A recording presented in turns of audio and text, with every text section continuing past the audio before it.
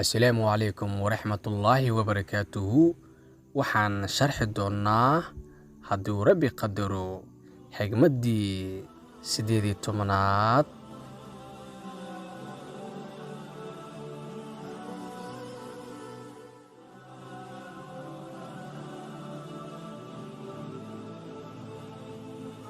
Mid ogow, go'aan ha gaarin adiga oo aan ka fikirin.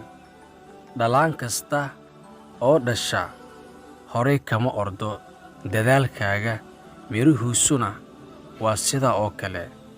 Qofna aad ha ugu dhowaan, sababtoo ah isbeddel yar oo dhaqankooda ku yimaada ayaa in badan ku dhaawici kara adiga.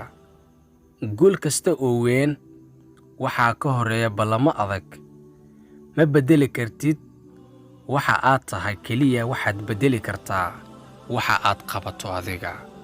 Wixii aad raadintooda badiso, mar uun waad helaysaa ogow. Waqtigu wuxuu go'aamiyaa qofka aad la kulmayso nolosha. Qalbigaagu wuxuu go'aamiyaa qofka aad rabto nolosha, laakiin dabeecadda iyo dhaqankaagu waxay go'aamiyaan qofka kula joogaya noloshaada inta ka dhiman. Qofna ha ku tiirsan in badan, sababtoo ah ma jiro qof mar kasta kula joogayo. Nolol aan jacayl lahayn waa sida geed aan caleemo lahayn.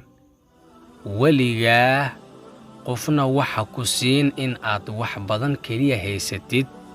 Inta yar ee aad haysatid, qofka kaa daruufta adag wax ka sii oo caawi walaalkaada. Deeqdu ma ahan in aad bixiso wax qofka kale kaaga baahi badan yahay, deeqdu waa in aad bixisaa waxa aad adiga qofka kale aad ugu baahi badan tahay. Waqtigaada wanaag ugu faa'iidayso. Weligaa Ilaahay ku kalsoonow. Qofna xanuun kaa qaadi karo ma jiro, yuusan qofna kaa qaadan farxaddaada oo aad haysato.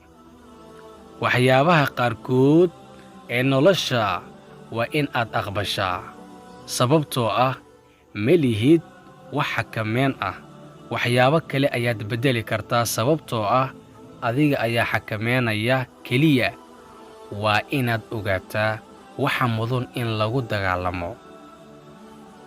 Noloshu waxay leedahay habab badan oo lagu tijaabiyo doonista qofka, ama iyadoo oo aan waxba dhicin gebi ahaanba, ama in wax walba ay hal mar wada dhacaan. Ogow, guuldarradu waa leexasho jidka loo adeegsado dalbashada. Mu'minku wuxuu u baahan yahay tamarta caalamka si uu ruux ahaan ugu noolaado. Mid ogow, waxbarashada tooska ah waxay kaa dhigi doontaa nolol.